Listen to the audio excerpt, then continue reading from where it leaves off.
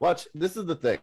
When it comes to art, and this isn't just music alone, but art in general, for the most part, we're taught that art is the thing that breaks us out of the box, right? Out of the barriers and the borders of the things that we see. But that's not actually true. What art does in practicality is art creates the borders of the boxes. When we talk about music and art's ability to give us financial empowerment, we know this because of the reverse being true, because music, art, just like Dorit was saying about how they play the music in the stores, it's not just the music that they play in the stores. When you go into the stores, they use color psychology. I don't know if you noticed that every fast food place that you've seen, for the most part, uses yellow and red because those colors, they get you to think about impulse buys and they make you get things more quickly. The sounds that they play, all of these pieces of art are used to abuse us. Even like, hey, in the States, there's this thing about watermelon. Y'all know this thing about Black Americans and watermelon? There's like a weird hesitancy around that. And they're like, I don't know that this is a comfortable thing.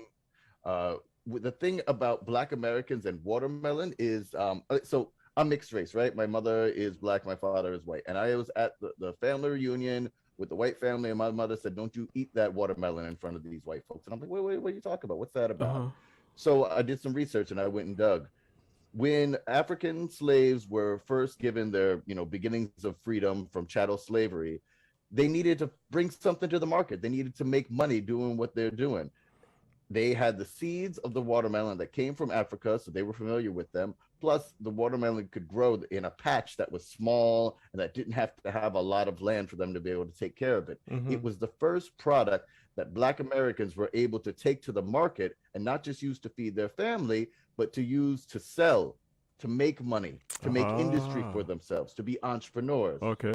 And what happened then was the art of the time, the minstrel shows, that was the theater, the plays, that was like the TV of the time, the music that they put on, the drawings that they put in the newspaper, the political cartoons talked about how the watermelon was the tool of the lazy. They used a metaphor, artistic, saying that using two hands to eat the watermelon, because it's a big thing, meant you didn't have a hand free to do work.